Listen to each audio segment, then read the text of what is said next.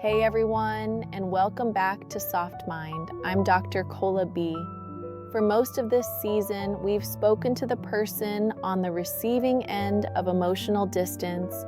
We've talked about the anxiety of mixed signals, the pain of being chased, the confusion of a comeback text. But today, we need to have a different and in many ways a more delicate conversation. We need to turn the lens around.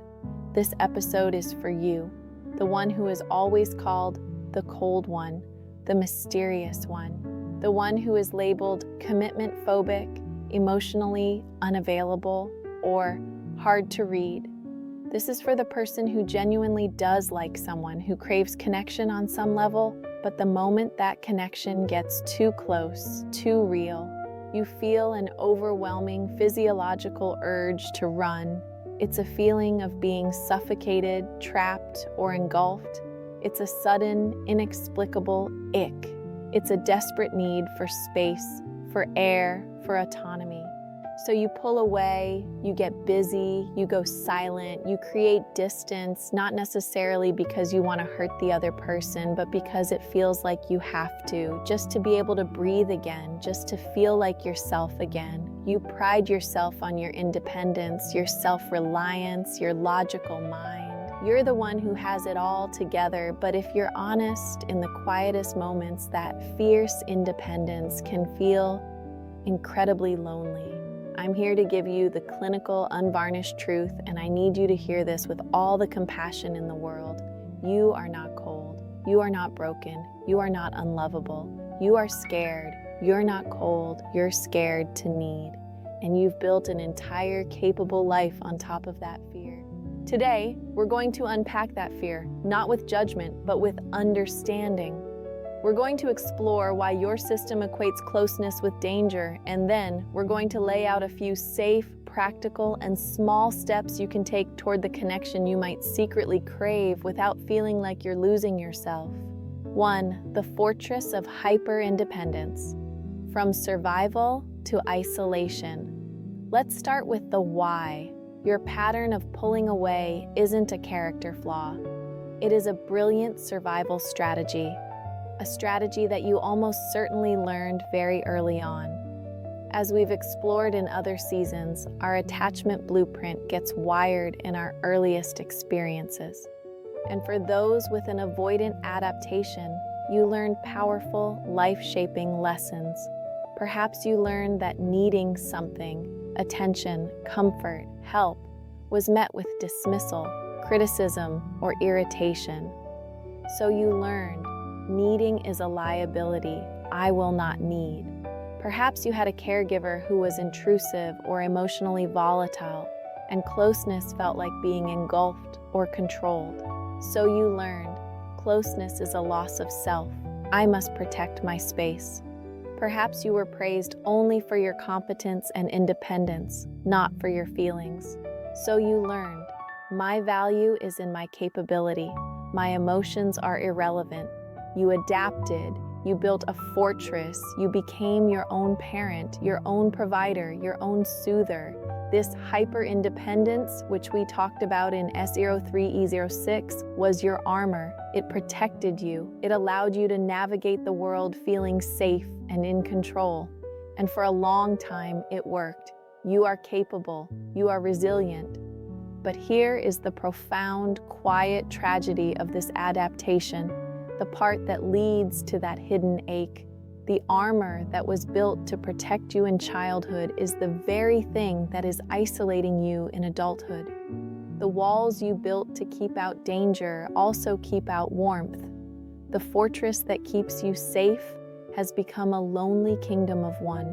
What you've labeled as freedom or strength has a hidden shadow, and that shadow is often a deep, unacknowledged loneliness. You are safe, but you are separate.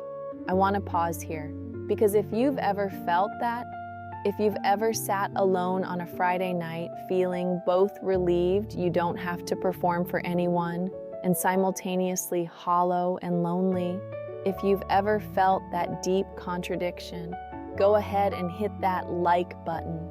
It's an acknowledgement of the profound, hidden complexity of this feeling. 2.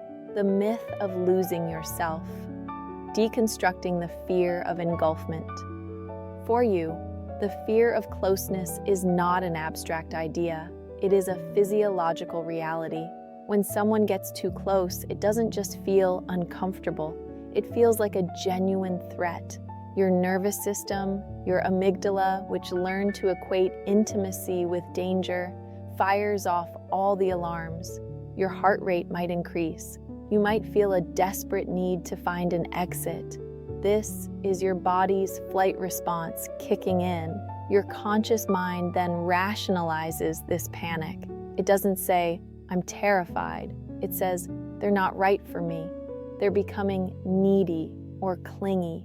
I just feel the ick. I'm feeling suffocated. I'm losing myself." This fear of engulfment is the core of the pattern. You believe that to be in a deep connection, you must surrender your identity, your autonomy, your space. It feels like a zero-sum game. Either I get to be me or we get to be us. But here's the reframe. That is the definition of a trauma bond or an enmeshed, unhealthy relationship. That is not the definition of a secure, healthy one. In a truly secure relationship, intimacy isn't about merging and losing yourself. It's about differentiation. It's about two whole, independent people choosing to build a shared space while also maintaining their own. Secure love doesn't erase the self. It validates and expands it. But to get there, you have to be willing to unlearn the old faulty programming that says closeness toward disappearing. And if you are tired of the loneliness, if you are even just a little curious about what connection might look like without losing yourself, then I invite you to hit that subscribe button. Consider it a private, low-stakes commitment to just learning. No pressure. 3. The toolkit, how to stay close without fleeing. This is not about jumping into the deep end. That will just flood your system and confirm your fears. The only way this works is through titration, small, incremental, manageable exposures to vulnerability, where you get to prove to your own nervous system that you are still safe. This is your toolkit. These are not rules, they are experiments. Tool number 1, the safe pause script, how to ask for space without ghosting. This is the single most important skill you can learn. Your need for space is valid. The way you've been taking it, by disappearing, going cold, or ghosting, is what creates the damage. You can honor your need and respect the other person.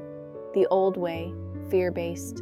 You feel suffocated, you say, "I'm busy," a lie, and you go silent for 3 days. Your partner panics, chases you, and your fear of engulfment is confirmed. The cycle continues. The new way, secure and honest. You feel overwhelmed, you pause, you send this text. "I'm really enjoying getting to know you.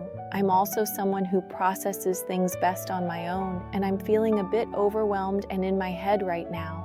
I need to take a little space to reset. This isn't about you, and I am not pulling away. Can I check back in with you tomorrow?"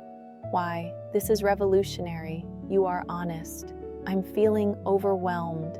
That's vulnerability. You normalize your need. "I'm someone who processes, I need space." That's autonomy. You provide reassurance. This isn't about you. This diffuses their abandonment fear. You set a clear expectation. "Can I check back in tomorrow?" This gives their anxious brain a timeline and proves you are reliable, breaking the ghosting pattern. This one script can break the entire push-pull cycle. It honors your need for space while simultaneously being an act of high intimacy and accountability. Tool number 2, the micro-ritual of connection, building the habit. Your nervous system sees intimacy as a giant, terrifying, unpredictable marathon. You need to retrain it to see connection as a small, predictable, safe habit. I call this the 2-minute check-in. The practice. Commit to one small, proactive point of connection per day. A single text that isn't a reply. It's not a 3-hour conversation. It's just, "Hey, Just saw that coffee shop we talked about. Thinking of you. Had a crazy day. Hope yours was good. Talk later. Why it works. This is neurological weightlifting. It's a small, consistent repetition that builds a new neural pathway. See, I can initiate connection. It took 2 minutes. I didn't get engulfed. I am still safe. It builds your tolerance for proactive connection in a way that feels 100% in your control. Tool number 3, the practice of receiving, learning to be vulnerable. This is often the hardest one. Hyper-independence makes you terrible at receiving. A compliment, a gift, or an offer of help feels like a threat, a debt, or a criticism of your competence. The goal, to slowly build your tolerance for receiving small acts of kindness. The practice, when someone compliments you, "You look great today," your instinct is to deflect. "Oh, this old thing, I'm exhausted." Your new practice, pause, breathe, make eye contact, say, "Thank you, that's really kind," and that's it. Don't deflect, don't self-deprecate, just sit in the momentary discomfort of being seen positively. When someone offers small help, "I'll grab you a coffee," your instinct is, no, I've got it." Your new practice, pause, breathe, say, "That would be amazing, thank you." Why it works. These micro-exposures teach your nervous system that receiving isn't a debt, it's not a trap, it's just an exchange of positive energy. It rewires the old "I must do it all" programming. 4. The final reframe. Your strength is your capacity to evolve. I want to end with this. Your entire life, you've been told your strength is your independence. And you are strong, you are resilient, you did survive. That strength is real and you should be proud of it. But real, evolved, mature strength isn't just about how much you can handle alone. It's about your courage to evolve. It's about having the strength to look at your armor and say, "Thank you for protecting me. I don't need you in the same way anymore." The goal isn't to become a needy, dependent person. The goal is to become an interdependent one. To be a whole, strong, self-reliant person who also has the courage and skill to connect deeply, to receive love, and to give it. You are not cold. You are not broken. You're just learning, and you are allowed to be new at this. This is the brave, clumsy, and beautiful work of letting down your walls, not all at once, but one small, safe brick at a time. This is Dr. Cola B. Thank you for being here, for your courage, and for your willingness to look inward. If this message resonated with you, if it made you feel seen and not judged, please like this video and subscribe to the channel. And I want you to know you are allowed to be new at this. If you're going to try one of these tools, I'd love to hear about it in the comments. Your story might be the one that gives someone else courage.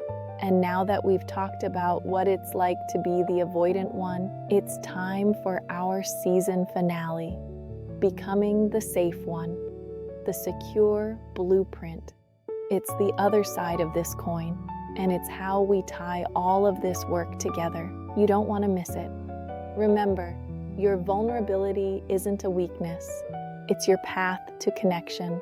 I'll see you next time.